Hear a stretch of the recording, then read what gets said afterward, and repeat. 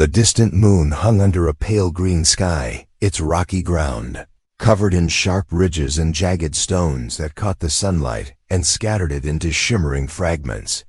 The joint human and alien research outpost was built on a flat stretch of land near the edge of a long canyon where the ground dipped suddenly into a valley filled with mineral-rich rock.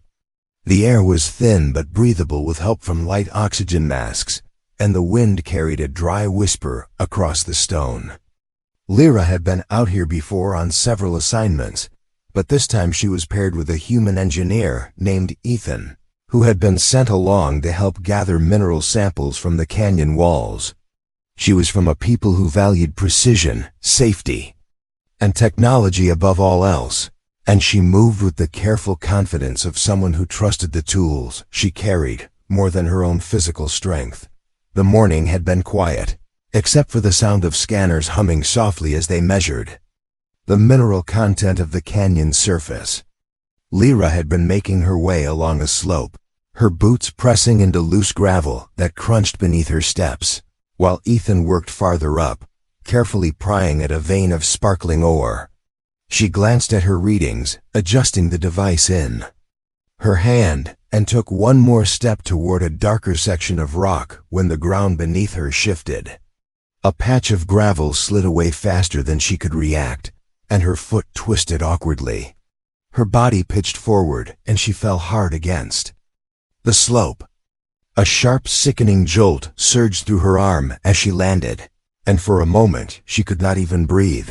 Her vision blurred as she pushed herself up with her good hand, only to see her left arm bent in a way it should not be.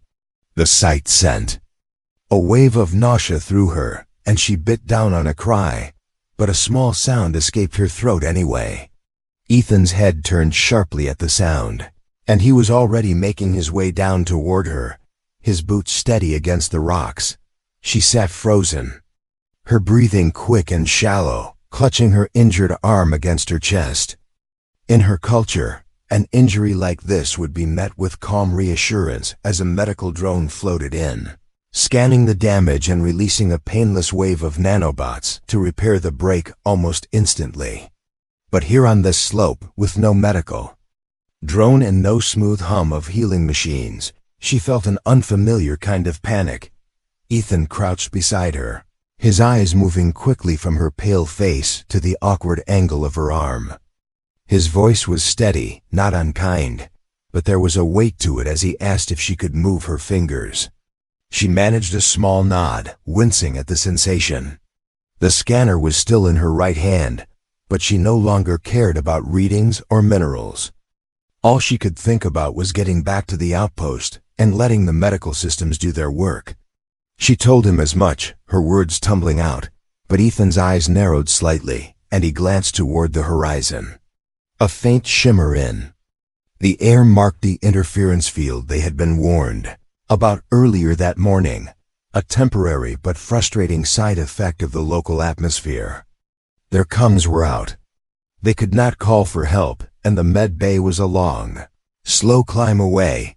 She felt the ground shift again slightly as the wind carried another gust over the canyon rim, and Ethan leaned closer, his voice quieter now. He told her they could not wait, that swelling and further damage would make the injury worse. She shook her head quickly, saying they should wait until they could get to proper equipment. The thought of him touching the injury, much less doing anything else, made her stomach twist. She had read once, in passing, about how humans treated injuries in the field before they had advanced medical aid, but she had never considered that such methods would still be used in any real situation. It was something she associated with old history records, stories about wilderness survival or battles fought long before either of their species had met. Ethan, however, looked at her with an expression that was more resolved than frustrated. He had the kind of eyes that told her he had seen injuries before, and had dealt with them without hesitation. Without waiting for her to protest further, he began pulling a length of sturdy material from his pack, something that looked like a reinforced strap from a tool harness. He glanced at her arm again, and she saw his hands flex slightly, testing his grip. She felt her pulse quicken, the thin air suddenly seeming even thinner. A part of her wanted to get up and walk away despite the pain, but another part of her, smaller and quieter, wondered if he might actually know what he was doing. The wind picked up again, scattering fine dust over the slope, and Lyra closed her eyes for a moment, trying to steady her breathing. She could feel the dull throb in her arm growing sharper, the heat of the injury spreading. When she opened her eyes again, Ethan was sitting opposite her, one knee in the dirt, his face set in a calm focus. He told her plainly that the next few minutes were going to hurt, but if they did nothing, the consequences would be worse. She swallowed, her throat dry, and said nothing, unsure if she was agreeing or simply too afraid to argue. The canyon stretched wide and silent around them, the sunlight glaring off the rocks, and in that moment she felt very far from the safe walls of her home and the soft glow of familiar machines. He began gathering a few more pieces of equipment. From his pack, metal rods from a sample frame, strips of fabric, a small multi-tool, and laid them out neatly on the ground. The movement was efficient, almost practiced, and for a moment she wondered if he had been in situations like this many times before. Her mind tried to imagine the kind of life that required someone to be ready to fix a broken bone in the middle of nowhere without a single piece of medical technology. In her world, such a life would be considered dangerous, even reckless. But here, sitting on a canyon slope with the sky stretching endlessly overhead, it seemed perhaps necessary. As he worked, he kept speaking in a steady tone, not asking her many questions but letting her know each step he was preparing. She found herself focusing on the sound of his voice rather than the fear twisting in her chest. Yet the words he had spoken earlier, "We cannot wait," kept repeating in her mind. She still did not understand how something as violent as forcing a bone back into place could be considered healing, but she was beginning to sense that she would find out soon enough. The sunlight shifted slowly across the canyon wall as the minutes stretched, turning the rock's bright surface into deeper shades of gold and orange. Lyra sat with her injured arm cradled against her body, her breathing steady but her thoughts tangled.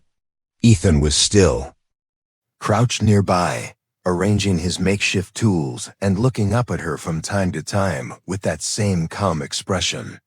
She wanted to believe that his confidence meant safety, yet everything in her told her that what he was about to do was wrong, unnatural, even dangerous. In her culture, causing pain intentionally was almost never acceptable, and the idea of forcing a broken bone back into place by hand sounded more like an act of violence than one of care. Ethan, however, seemed unbothered by her hesitation. His focus was clear, his movements precise, and his voice when he finally spoke was firm, without being harsh. He explained again that the longer they waited, the more swelling would occur inside her arm. That swelling, he said, would make any realignment harder later and could lead to permanent damage or loss of full use. She listened, though part of her wanted to block out his words, to hold on to the belief that waiting for proper medical care was the only correct choice. She imagined the med bay's soft light, the gentle hum of the healing pods, the familiar presence of trained medics. But that image felt very far away in the open stillness of the canyon. The wind shifted again, carrying the scent of mineral dust and a faint metallic tang from the rocks they had been working on earlier. Lyra adjusted her seated position, the movement sending another sharp pulse of pain through her arm, and she bit back a sound. Ethan noticed, his gaze sharpening slightly, but he did not speak right away. Instead, he picked up one of the short metal rods he had laid out and began wrapping it in fabric strips to soften the surface. His hands worked quickly, and she realized he was creating a splint. Even without advanced tools, there was a certain order to his method, as if he had practiced these actions many times before. That thought brought her no comfort, only a deeper unease about the kind of situations that would require such skills. When he finally looked at her again, his expression had changed slightly. There was a patience in his eyes, but also a quiet determination that made her pulse quicken. He asked her to trust him. The words hung between them in the dry air, heavier than she expected. Trust was not something her people gave lightly, especially in moments of vulnerability. She hesitated, glancing at the jagged rock walls rising on either side of them, at the endless sky overhead, at the silent expanse of dust and stone stretching far beyond sight. There was no one else here. No medic would appear out of nowhere. The only way out of this moment was forward, and forward meant facing whatever it was Ethan intended to do. She took a slow breath and asked what exactly the process would involve. He explained it in simple terms, but even stripped of detail, the description made her skin prickle. He would have to grip her arm firmly above and below the break, apply a quick force to straighten the bone, and then immobilize it with the splint. It would be sudden, and it would hurt, but the pain would pass quickly, he promised. She asked if there was no other way, no less painful method. He shook his head once, not unkindly, but with the certainty of someone who had weighed the options and found only one viable path. The canyon seemed quieter now, the wind settling into softer currents that brushed across the rocks. Somewhere above them, a small fragment of gravel slipped loose and clattered down the slope, bouncing sharply before disappearing into the dust below. Lyra's gaze followed the movement, her thoughts drifting to the fall she had taken earlier, the moment that had brought them here. She remembered the brief weightlessness, the jarring impact, and now the deep ache in her arm that pulsed with every heartbeat. Waiting might spare her the pain of what Ethan proposed, but she could feel the truth in his words about the swelling. Already, the discomfort was sharper than before, her fingers tingling faintly when she tried to move them. Ethan began testing the flexibility of the splint, bending it slightly to ensure it would hold its shape. The metallic frame caught the sunlight for a moment before he set it down beside him. He told her to prepare herself, to take a few deep breaths, and to focus on something beyond the moment.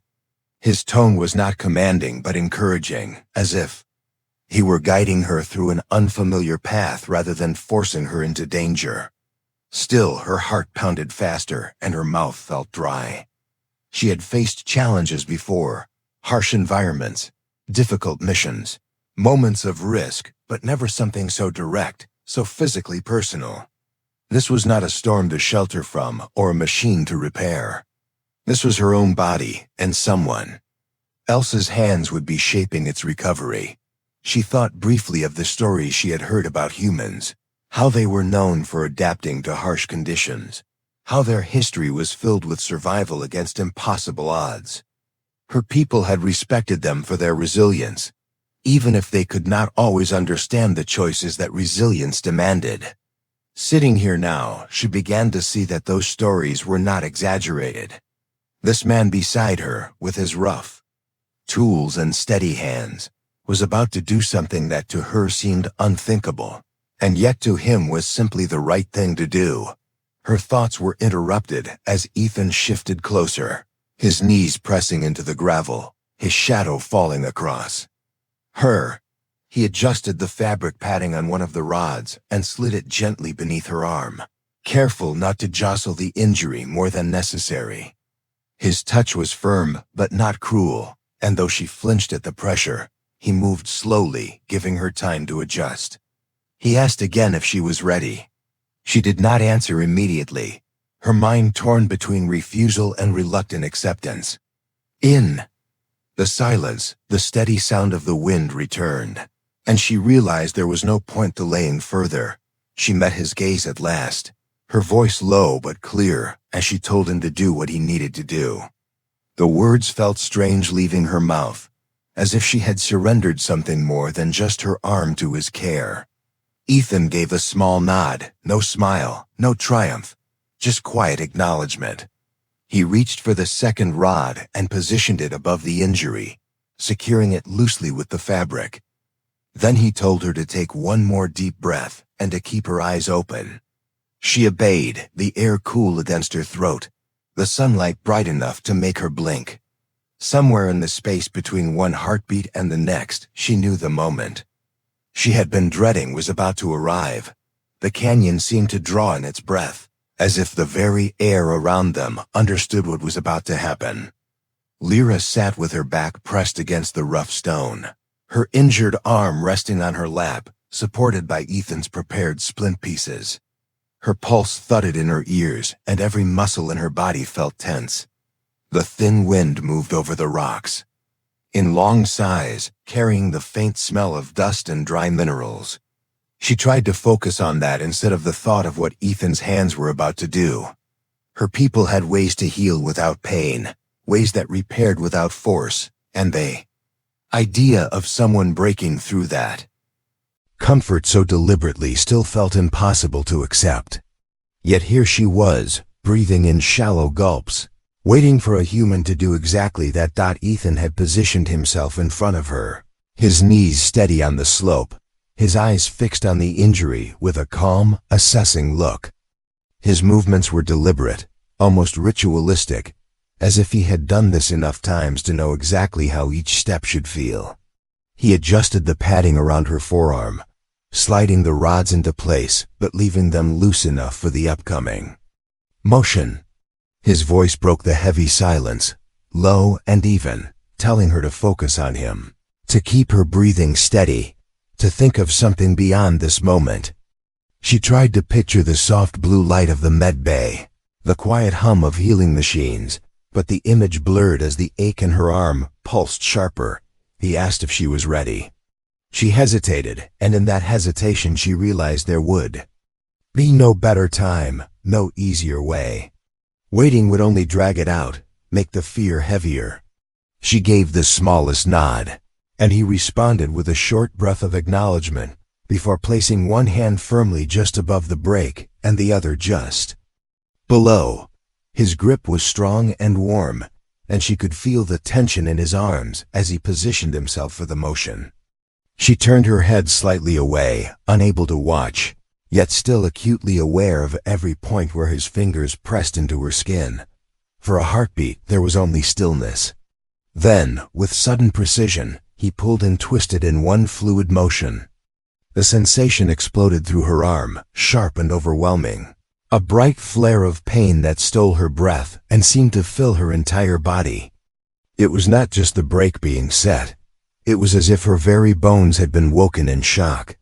Her eyes flew wide, and she let out a raw, piercing cry, the words tearing free without thought. "That's barbaric." Her voice echoed off the canyon walls, scattering into the open air, the syllables roughened by the mix of pain and disbelief. Ethan did not flinch at her outburst. His hands moved quickly, steadying the newly aligned bone before the muscles could tighten again. With the rods already in place, he began wrapping the fabric around her arm, binding the splint with quick, efficient movements. The sharp edge of pain dulled into a heavy throbbing, and her breaths came in quick bursts, each one shivering through her chest. She watched his hands work, the dark smudges of dust on his skin, the way his jaw was set in concentration. It struck her then that this act, so brutal in its execution, was carried out with care, not cruelty. When the last knot was tied, Ethan sat back slightly, his hands leaving her arm. She could still feel the ghost of his grip, the force of the reset, and the echo of pain pulsing along the bone.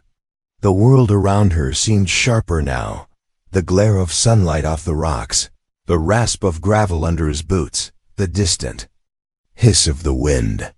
She closed her eyes, not to block it out, but to hold it steady, to keep herself from spiraling into the shock that still lingered. Her people were not built for pain like this, not in such sudden doses, and she knew it would take more than a few deep breaths to steady herself. Ethan's voice came again, quieter now, asking if she could move her fingers. She opened her eyes and looked down, flexing them slowly. The movement was limited but possible, each slight motion sending a smaller ripple of discomfort, rather than the sharp agony from before. He nodded once, satisfied, and told her the alignment was good. His tone was matter-of-fact, but there was a flicker of relief in his eyes. It was not pride in his skill so much as reassurance that the worst part was over. She did not thank him, not yet. The words still felt too distant, buried under the memory of that burst of pain. Instead, she studied him for a long moment. His face was calm, the lines of focus easing now that the work was done, but his shoulders were still squared, ready in case something else demanded action. She wondered how many times he had done this before, how many people had cried out in shock and horror at the same motion, and how many of them later understood that it had been necessary. Her breathing slowed, the pounding of her pulse easing. Bit by bit. The ache in her arm was steady now, not climbing higher, not worsening. She realized she could sit without guarding it quite so tightly. The thought was strange, that something so rough could actually lead to stability so quickly. The words she had shouted still hung in the air between them, but Ethan seemed not to take offense. Perhaps he had heard them before. Perhaps from others who had learned too late that sometimes healing came wrapped in pain. The canyon began to feel wider again, the walls less like a trap and more like a boundary keeping them safe from whatever lay beyond. Lyra shifted her weight slightly, testing her balance, and found she could manage without the sharp pull of pain in her arm disrupting every movement. She caught Ethan watching her, not with suspicion, but with the quiet assessment of someone, making sure a task had been done correctly. When he saw her steady herself, he gave another small nod and began packing away the leftover pieces of material. They did not speak much in the moments that followed. The air between them felt different now, heavier with shared experience. The act itself had been quick, but it had bridged something between them, something that words would not easily touch. Lyra still felt a trace of resentment at the method, but there was no denying the result. Her arm was straight, secure, and the worst danger had passed. The med bay could finish what Ethan had started, but his hands had already done the essential part. As the wind shifted again, carrying the light dust back across the slope, Lyra adjusted the sling he had fashioned for her. It held her arm snugly against her side, and though it would not erase the pain, it would keep her safe until they returned. She glanced toward the horizon, where the shimmer of the interference field still bent the air, and realized that the long walk back would test her patience as much as her endurance. Yet something inside her had shifted too, though she was not ready to name it. For now she focused on the steady rhythm of her breathing, the feel of the ground beneath her boots, and the strange truth that the most barbaric act she had ever endured might have just saved her. The canyon was quieter now, as if it too had settled after the sudden burst of noise and movement. Lyra sat in the shade of a broad rock outcrop, her arm cradled in the sling Ethan had made, the throbbing pain steady but no longer overwhelming. The harsh glare of midday had begun to soften, and long shadows stretched over the uneven ground. The stillness felt strange after the intense moment they had just shared, and her mind struggled to settle. Every time she thought about the way he had gripped her arm and pulled, she felt a shiver pass through her, part memory of the pain and part disbelief that such an action could be considered healing. Ethan was seated a few steps away, leaning back against the rock with one knee raised, his pack beside him. He was drinking from a small water container, his gaze fixed on the distant edge of the canyon where the shimmer of the interference field distorted the horizon. He did not speak at first, letting the silence stretch between them. Lyra watched him from the corner of her eye, still uncertain about how to feel. She was grateful her arm was stable now, but the method was something she had been taught to think of as primitive, even brutal. Her people avoided pain at all costs, not only because it was unpleasant, but because they believed it slowed recovery and weakened the mind. Yet here she was, feeling surprisingly alert despite what she had endured. When Ethan finally spoke, his voice was low and steady. He told her about the places he had worked before joining the outpost, places far from hospitals or medical bays, where equipment was scarce and survival depended on knowing how to use whatever was at hand. He explained that humans had lived for most of their history without advanced healing technology, and that even now there were parts of their home world where people still relied on manual methods to set bones or close wounds. His words were not boastful, only factual, carrying the weight of experience rather than pride. Lyra listened, her fingers resting lightly against the splint. She had read about human endurance before, but it had always been presented as a distant curiosity, something that belonged to history lessons and cultural studies. Hearing it from someone who had actually lived it made it feel different, more immediate. She imagined being in those places he described, where there were no hovering med drones or instant repair systems, where the choice was to act with what you had or risk losing everything. The thought unsettled her, but it also stirred a small spark of respect she had not expected. She asked him why humans would choose to keep such methods alive when they had access to better technology now. Ethan took a moment before answering, his eyes still on the horizon. He said that technology could fail, supplies could run out, and that knowing the old ways meant you were never entirely helpless.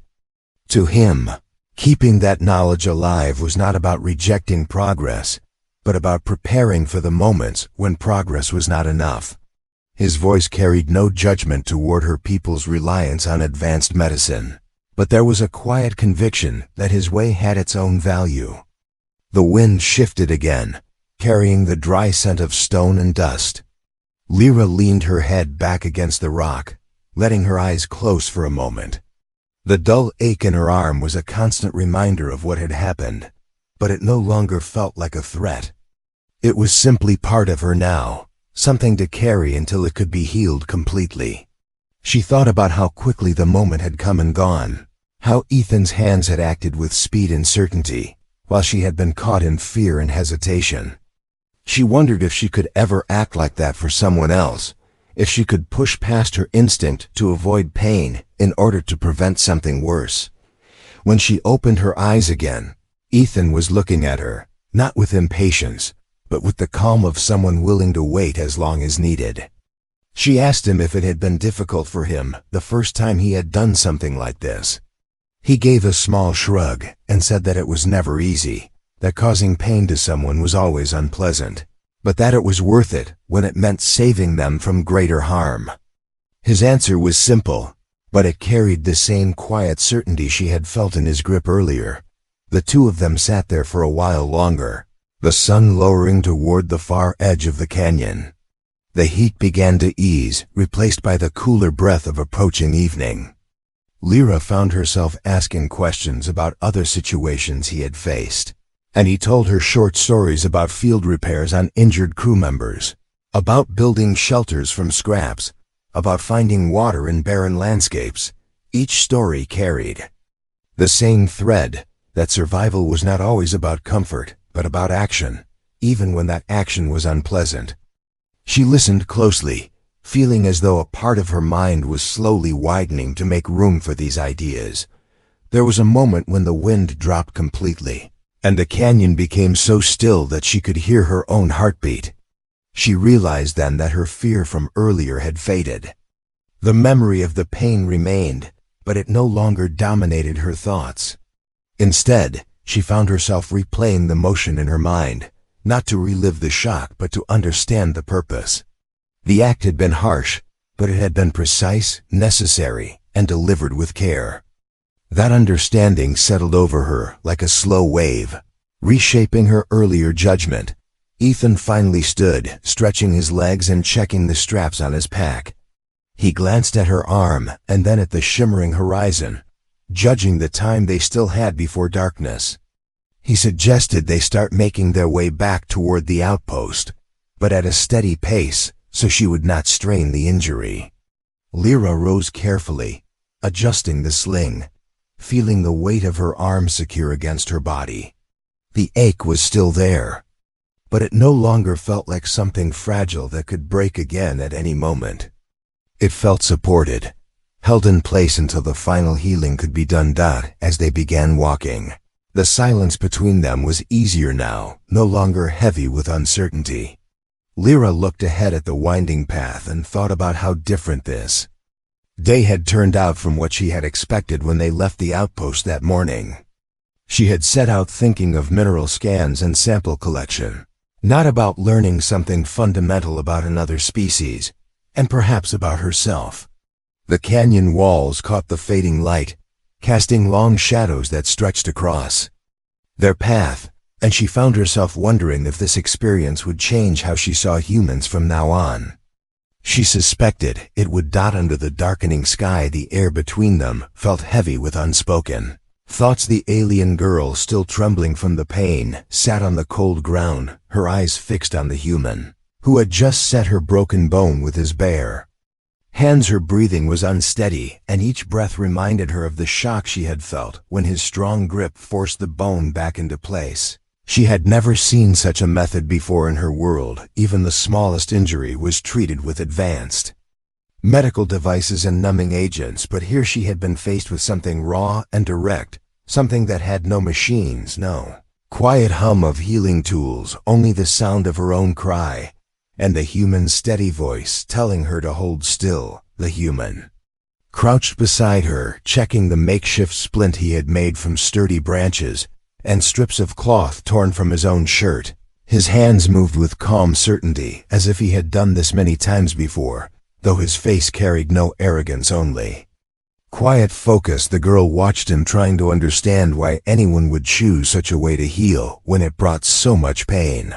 He noticed her staring and gave a faint smile, telling her it would hold until they found shelter and something more proper to use. He spoke in a way that seemed to steady her heart, as if the pain had been worth enduring because it meant survival. They began to move slowly through the uneven terrain, the alien girl leaning on him for support, each step reminding her of the moment when the bone had shifted back into place. The pain still lingered, but it was different. Now no longer sharp but dull and manageable. She felt the weight of the human's arm around her, steadying her each time she stumbled, and she could not help but feel a strange sense of trust forming. Even though his methods had terrified her at first, she realized he had not acted out of cruelty, but out of urgency and the will to keep her moving. As they walked, the forest around them seemed to grow darker, the wind carrying strange calls from unseen creatures. The human kept scanning the surroundings, his free hand never far from the weapon strapped to his side. The girl could sense that he was ready to defend her if needed, and that thought made her chest feel lighter despite the throbbing in her leg. She thought of her own people who would never imagine touching an injury without layers of sterile protection, and wondered if perhaps they had lost something by removing themselves from the raw touch of survival. When they finally reached a sheltered cave, the human guided her inside and built a small fire. The warmth began to push away the cold and the fear. She leaned back against the stone wall, watching him work as he boiled water and tore more cloth for bandages. He spoke little, only asking her now and then if she felt better or if she needed more support. And though she still could not fully accept what he had done, she knew deep down that it had saved her. She would carry the memory of that moment for the rest of her life, not only the pain but the strange and fierce kindness that had come with it. In that silence, she finally understood that sometimes survival meant doing what seemed barbaric yet held the deepest form of care. The end.